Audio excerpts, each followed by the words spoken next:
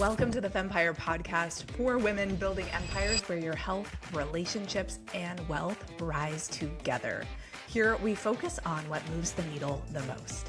I am your host, Jessica Joy. Let's sharpen the axe and dive in.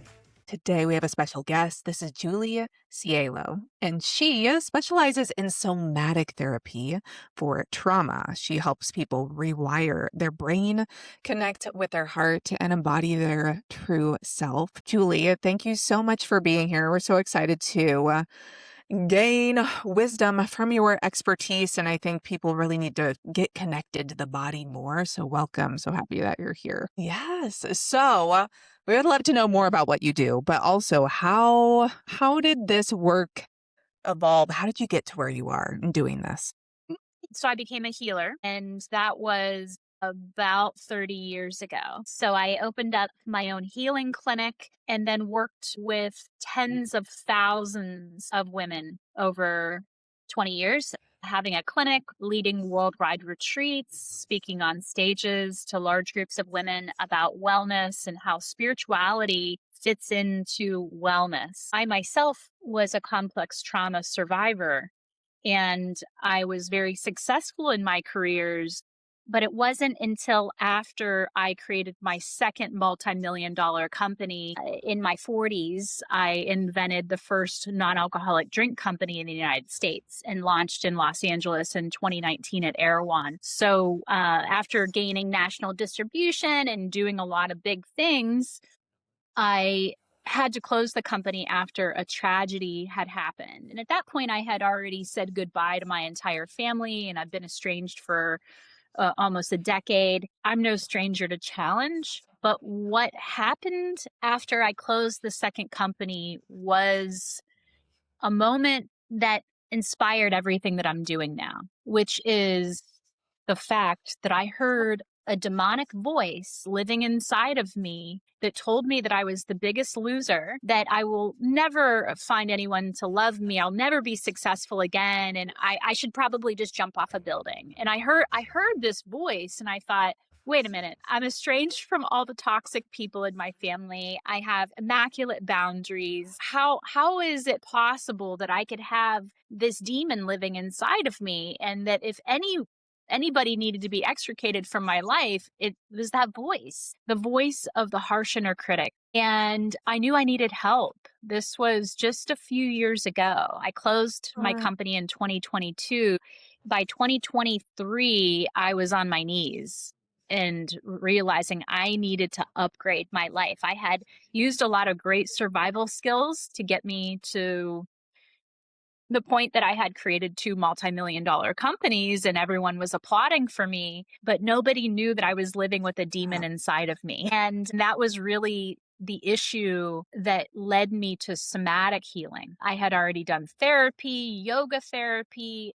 I have a 3-decade-long entrepreneurial business in wellness. So I had already done ayahuasca. I had done all the things that typically people say, well, have you done this? I had done everything, including lots of success.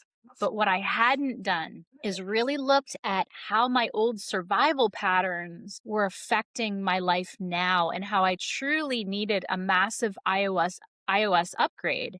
But how do you go about that if you've already had years and years of therapy? Discovery calls with entrepreneurial geniuses. And I was surrounded by brilliant minds, but nobody was helping me to deal with the issues that were really trapped inside of my nervous system and my subconscious. So I reached out for help. I've always been smart enough to ask for help whenever I need it. And a therapist who was a somatic practitioner and a yoga therapist said, after working with her for about a year, have you considered maybe becoming a somatic practitioner? You're primed for it and you really do well with this work. And it was so organic. So I immediately, got enrolled in school, and I'm almost completed now with a 3-year degree program with Dr. Peter Levine, the godfather of trauma recovery. But I don't just work with people with trauma. That's not really the forward facing, Yes. I'm not a Thank you therapist, for I'm a being open coach. about your I use story and some of the somatics in pieces that, regards to they're not coaching, the so I prettiest, but don't it's go part of the into a journey. lot of story. And that is Whenever I what drew work me with to a you female was client, I how you help her to support create a people new shifting chapter, a on a new book, subconscious an level, nervous entirely system new level. This is script starting on to life become more based prevalent, more on talked about, rewiring the more nervous system mainstream. and the And I subconscious think mind. people are learning, yes, there's so much great mindset work. And yes, it has its place, but we need to go more into the body. And so I'm curious, what are some of the biggest lessons that you've gained over the past couple of years as you've shifted to focus more on nervous system and subconscious rewiring? Well, I've always felt the nervous system because the nervous system is really someone's energetic body. It's their vibration, it's their frequency. So being a body worker and having my hands on tens of thousands of women and then teaching them yoga and yoga therapy, everything from having somebody on the table and going really Yeah. deep within the fascial network and their muscles and organs to then having them go through specific movements and yoga therapy and meditation and breath work. And, so I saw women from lots of different angles as my career has evolved. But now how I work is really stepping back. And I think my superpower is that I can identify survival identities in these high functioning women. I can see the survival pattern because I've evolved so much myself. So I know what to look for. And I've been an entrepreneur for 35 years. And, that's not an easy path to take. I'm Uh-huh. also estranged from my entire family and divorced. And these aren't easy paths. So whenever you've Mm-hmm. gone through it, Using this work to it's I think create, it's like I like we said, can my really get stuck superpower in is being able to patterns. identify those survival We're just patterns so glad. and then start Yes, working and so I love with that it's them not as much as it is about to healing, find it's out what do about, they like you want. said, That's the biggest coming question I into your ask true women is, self, "What but do you so much of want?" that can be letting go of what's not really true or old patterns that you're in. Okay, so starting with what you want, getting clear on what you want, what are some of the other In the pieces that story, in the you, old story, help them with? well, I can hear how someone talks about their health and their business and their relationships and immediately identify the I'm a good trauma visual. adaptation Yes. that's running the system. So I always say, we start here with what do you want? And then what they want is over here. Well, there's a bridge, and under that bridge lives all kinds of trolls and ghouls and monsters, right? In the form of old ways of being and habits, addictions, patterns, the same relationship keeps appearing over and over again. So when we regulate the nervous system and rewire new identities, everything changes. Their weight stabilizes, inflammation decreases, boundaries strengthen, and income starts to grow because we have a power and presence that lives inside of each of us that wants to express itself through us as us. And whenever we get in touch with our heart's desire, our true, authentic heart's desire, not, some of the superficial things that are Mhm. temporary and can go away. Not that it's my job to, decide for other people, but I help them run their vision through a 5-point test. This is all in my forthcoming book, but to get in alignment with their values. When I speak to CEOs and executives, one of the very first things I do to help them to become embodied leaders is, what are your values? Do you know what your values are? I mean, we see this happening on a global stage where when we don't know what our values are, things can get confusing. Mm. Yeah, So I love getting that. really clear about Beyond what those values values and are aligning first and them. foremost can I really feel like there are kind of probably some clear common the survival patterns. I'd field love to and dive into open like one specific one so people can see their an vision in a example way to, like, that of this in helps them practice. to So it could be really something start to like integrate all time of their scarcity could be parts. one, like, oh, I don't have enough time for this. So, Or yeah. another one could be a pattern of others or people pleasing. Like, is there a pattern that you see pretty common that's more survival based? And give an example of kind of We can even give the person a name. Sally is thinking this and operating this way.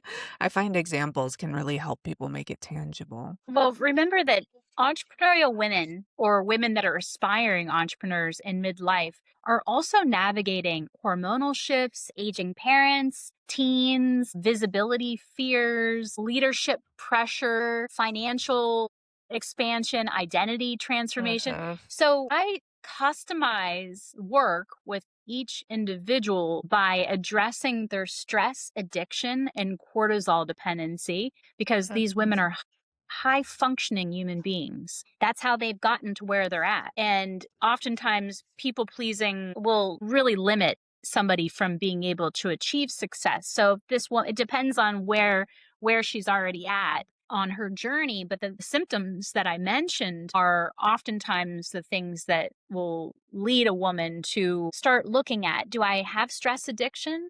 Is my high functioning, over functioning perhaps an addiction to drama because that's what I was used to whenever I was a kid, and it's just such a familiar pattern and then it becomes cortisol dependency. So oftentimes 80% of all autoimmune diseases are in women. We'll wonder Uh-huh. why. Patriarchy has a lot to Yeah. do with it, but there's other, like you mentioned, people pleasing. We become invisible. I got an autoimmune disease called vitiligo where it's because I just wanted to evaporate, and just being invisible was safer in the environment that I grew up in. And then, being able to be on a camera was very challenging for me in the beginning of the digital Uh-huh. era. I could be on stages fairly easily, but being in front of a camera was quite intimidating due to imposter syndrome. And, so these are all aspects that, need to be addressed in a woman's individual nervous system. The adaptation is so personal. And that's why I look at, well, what are the symptoms first? And then we customize it by addressing shame repair around visibility and money, rewiring hyperindependence. Because hyperindependence, you get applauded for that in the world, for being hyperindependent. And hypervigilance is another one that I put in the category of stress addiction. But just rewiring that hyperindependence so collaboration is possible. That's a really good place to start. But I see a lot of burnout because all of the needs get put on the back burner. So you have to kind of teach somebody from scratch again to go back to the basics of listening to their own nervous system. And I have to say that even myself, years and years of training, I've sat in silence a minimum of 10 days every Ooh. year for the Oh past my goodness, 34 I've never heard years. somebody say that. So, That's fascinating. to sit in Tell us the silence difference for between that long thinking your every year, you'd feelings and think that allowing or you'd feeling understand your things a little bit feelings. Let's better, go but there.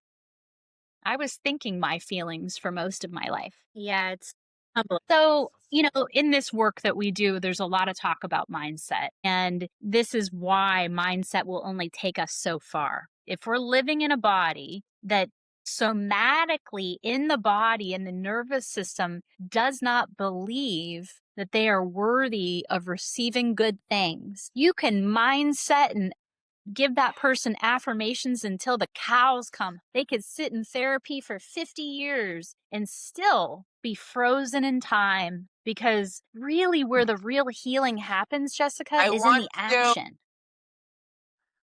We have to mobilize and take that fear and put it somewhere to actually cross that bridge I was Uh-huh. talking about. I don't know if that answered your question or not. The mind and the body, though, Uh-huh. like we can think our feelings and we can try to really think our way through something. But if it's not in the body, like listening to what's happening in the body is an underrated skill. And, I do these lives every morning on Instagram. And this morning I did one on boundary rehearsal. So just bringing someone to mind that you want to say no to, or something that it's out of alignment with you. You don't really know Uh-huh.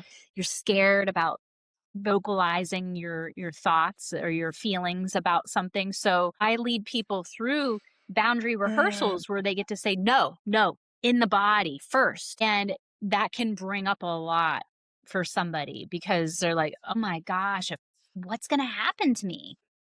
And the question is Yes. when was the first time you asked yourself that question? Were you 5?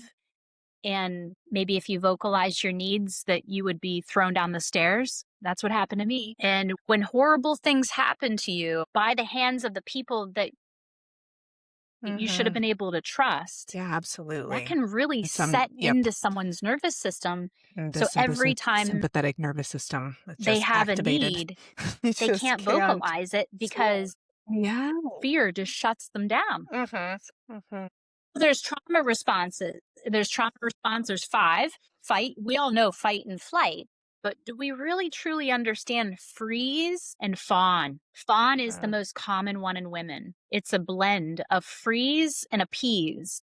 I just go along to get along because that's what's safe. And the nervous system is always trying to keep us safe. That's its primary job. So if our nervous system is trying to keep us safe, yet we want to be a Mhm. badass entrepreneur. All these ghouls and trolls are under this bridge waiting. She's on a podcast. Let's get her. Yeah. Like it's true though. Like we Mm. want what we want, but how are we going to get it unless we're willing to do the hard work of getting back into the body and teaching the Mhm. nervous system something called capacity.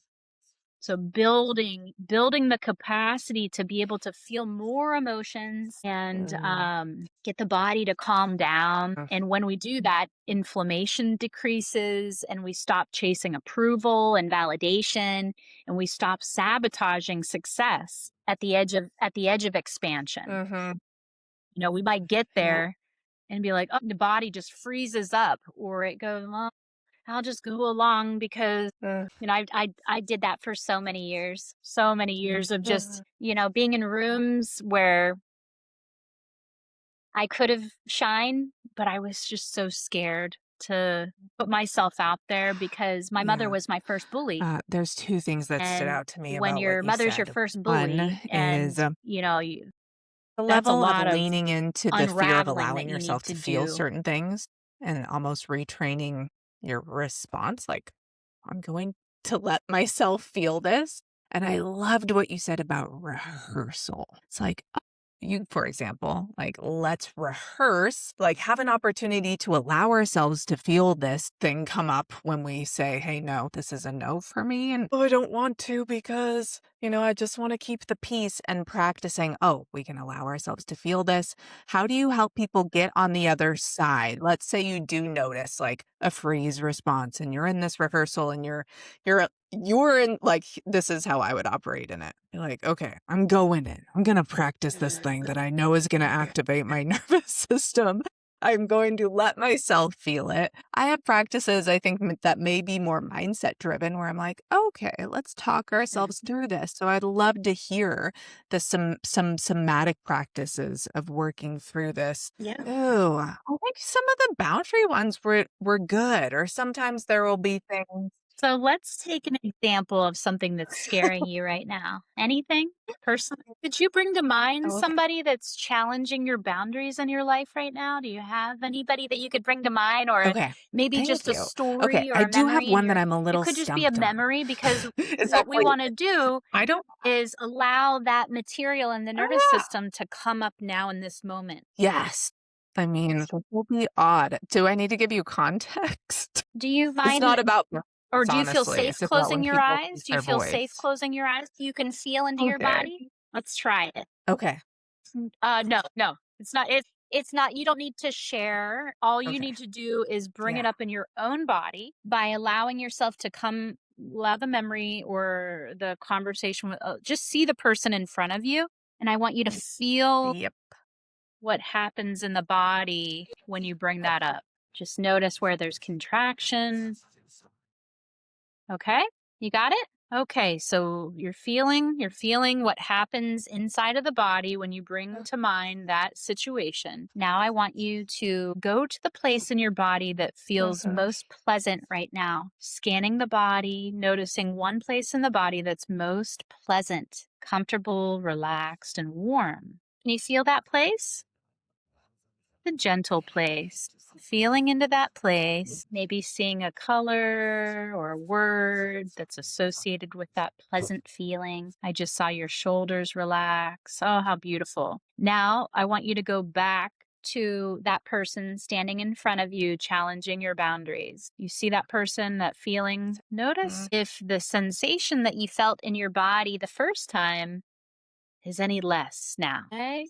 All right. Just notice it. And then I want you to go back to that comfortable, pleasant place again, that warmth, that gentle place in the body. Good. Feeling into that color, that word. And then we'll try it one last time to evoke the person, the situation into your mind's eye and notice how the sensation in the body has gotten even less than it was the first 2 times. Okay. And now I want you to rehearse with both hands. Okay, before we do this, I want you can keep your eyes closed. In fact, keep your eyes closed. Just trust my voice now. I want you to put your hands out in front of your body, like you're saying no with both of your hands, and then allow the voice to come in and say no how you want to say no to this person. Go ahead, say no. You can say it out loud or in your head. It doesn't matter. But be powerful. Move that energy through your hands. No. Feel your feet on the ground, pushing your hands forward. Notice your legs, your breath, and if you want to use your voice, you'll get even more out of it. I'll say it with you. No. Good. No. Do you mean it? One last chance to mean it more. Mean it. Go. And then you're gonna just feel your feet on the floor. Stay connected to your body, your lower body specifically. You can let your hands down, and then very, very slowly, before you open your eyes, I want you to go back to that place of comfort and pleasant. Take a deep breath in through your nose and fill up your belly. Exhale and go,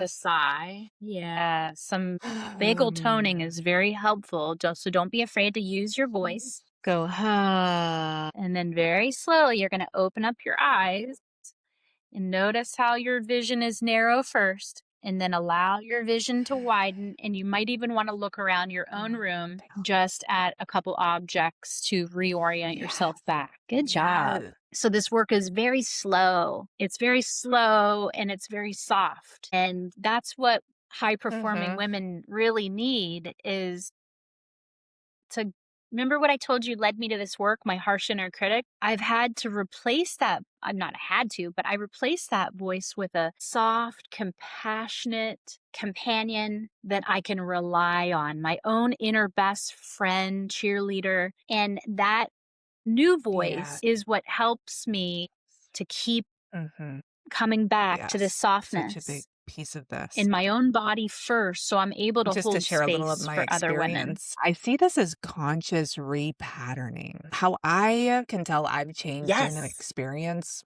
or changed, it's like, how can you tell you really transform something, right? Especially if it's inner work. And I always see the evidence as you have a very similar experience and operate differently in it.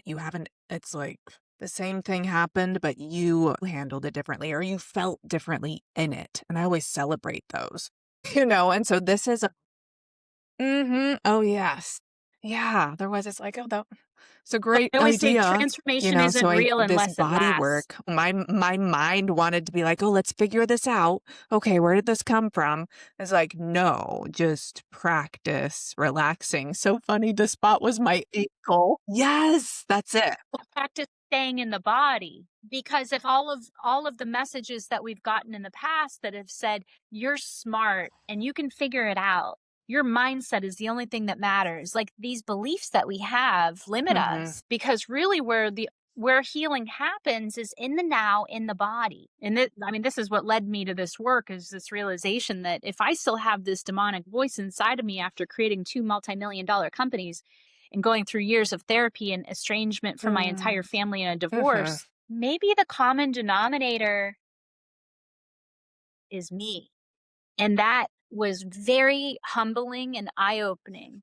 And I knew that I wasn't going to overcome whatever it was through strategizing and thinking and mindset. And I had tried all that as a coach. It's so simple that it's almost Yes, and it made hard me to grasp. excited Didn't you to feel like have it an was so simple in avenue your to body when you were change some of doing the it? patterns that I get triggered in, because I do have tools around mindset, and it's like a lot of us do. A lot of us have done a lot of mindset work, and even have dabbled in some of the somatics. But having specific modalities like what you just walked me through, it's like, oh my gosh. Yeah. Okay. That's called, so what you've experienced is something called pendulation. So pendulation, going back and forth, because when you go back and Mhm. forth like that, what it does is it's expanding the capacity in the field. Like let's say you wanted to build your capacity to be able to sit in grief. That doesn't sound fun, does it? Maybe that's really what we need to do, is sit in it and not avoid it, and really Mm. feel all of the feelings to allow the nervous system to complete the loop instead of titrating in tiny little bit. Oh, I'm going to come out. And that is the healthy way to heal the nervous system, is another tool in somatic experiencing called titration, where, we don't eat the whole cake. We just eat bite-sized pieces of the cake. But if we never stay consistent in the titration and spend a moment crying for the loss of our dog or our child or whatever, or a marriage or a business, so we oftentimes just skirt right through because we got shit to do. We miss out on the integration and all of the lessons, because there are millions amounts of emotions as a human for us to feel, but most of us Oh, live in this tiny little area. It's a huge mhm. spectrum, Yeah, but we I stay can we I stay can right handle here that, because right here's safe. So like, what is So possible?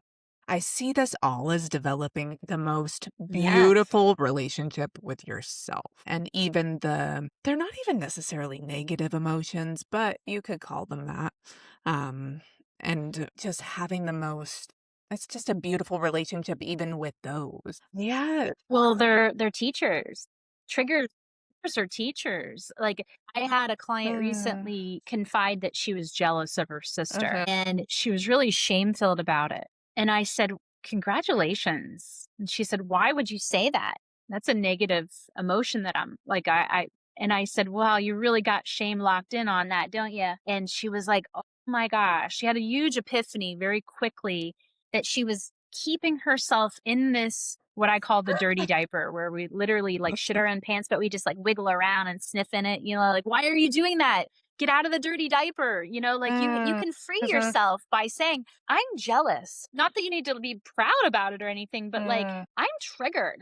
Okay, well, what's behind that trigger? Instead of, just feeling shameful of being jealous, well, maybe the reason why you feel that way is because you're not Yeah. doing what you wish you were doing. And you see your sister doing things that you wish you were doing. Mhm. Well, there's Yeah. the answer. The answer is in the Oh, action, mhm, not in the shame. Shame will keep us stuck.